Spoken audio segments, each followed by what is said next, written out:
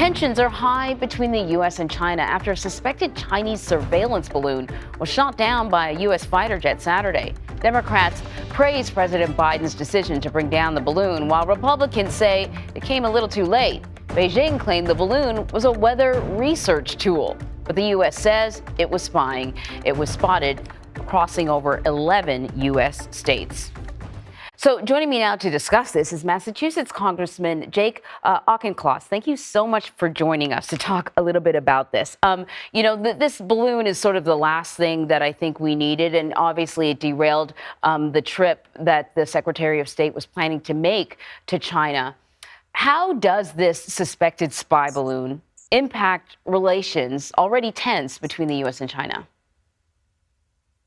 It underscores the dysfunctionality of the relationship between the world's two greatest powers. It's disappointing, but it is another foreign policy victory for Joe Biden. As commander-in-chief, he responded to this international incident in a strong and measured fashion. He ensured force protection, no civilian or property damage. He maximized the counterintelligence capabilities so that we could see how this device operated and then collect the sensitive assets, and he demonstrated resolve to the Chinese Communist Party.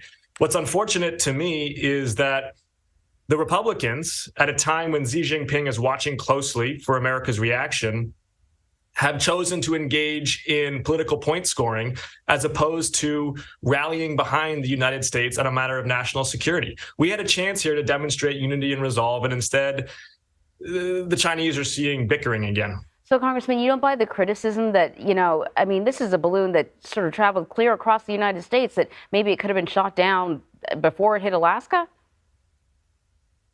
No, I don't buy that criticism. From second lieutenant onwards, officers learn that in any mission, you have got to consider force protection, you've got to consider the actual objective, and then balance against the two. So the objective here was to protect American airspace and to maximize counterintelligence capabilities. We did that. We were jamming their surveillance device so that it wasn't collecting on American sensitive sites. We were also able to observe how it operated and then collect the actual surveillance equipment itself to maximize our counterintel capabilities. And we demonstrated to the Chinese and to the broader international community that the United States is going to protect our airspace. This was well handled. And I think the way you know that this was well handled is for all of us just to imagine what the GOP would be saying if Donald Trump had been in office when this exact episode had played out. We all know they would have been climbing over themselves to commend him. And really, they should be able to put politics aside and do that on a matter of national security, especially when Xi Jinping and his Politburo are watching so closely for our reaction. Well, we know now that something similar did happen when President Trump was in office, and we're just finding out about it now. While I have you here, though, I got to hit you with some other topics, not just the balloon. I want to switch gears a little and ask you about the ongoing debate over raising the debt ceiling. Where do negotiations stand right now in the House? What would you like to see happen? The president and Democrats broadly have put forward our position. We are willing to talk about deficits, of course. Need to ensure the solvency of the United States budget. However, we're not going to allow the full faith and credit of the United States to be held hostage, least of all by the House GOP, who doesn't even have a plan. I mean, the first thing that they did when they took office, the first bill they passed expanded federal debt by more than $100 billion, and they haven't put forward a budget that would explain where they would save money. So they're 0 for 1 right now, and yet they're taking hostage Americans' 401k plans to try to make a political point here. The president is very clear. We are not going to negotiate with somebody holding hostage our credit rating as a nation. We will talk about deficits, but we've got to have a clean debt limit raise.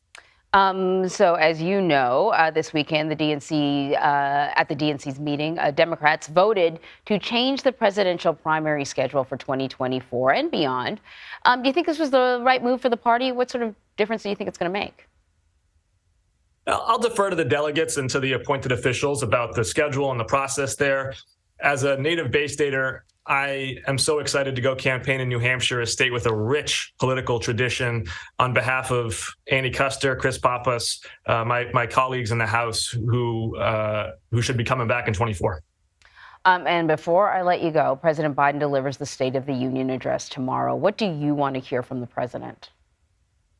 strong and clear commitment to protecting Medicare and Social Security for this generation and for generations to come.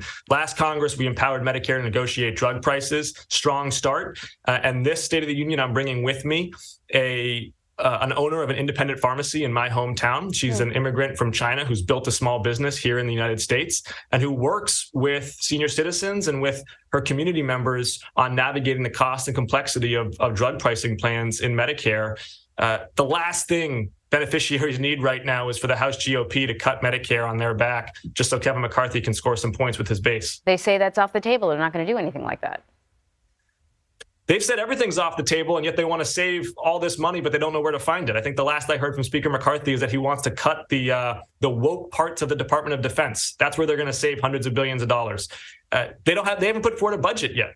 If you are serious about negotiating, put pen to paper, come forward with a budget. President's going to issue his budget, and then we can go back and forth like grown-ups. Right now, though, all we see is posturing from the GOP.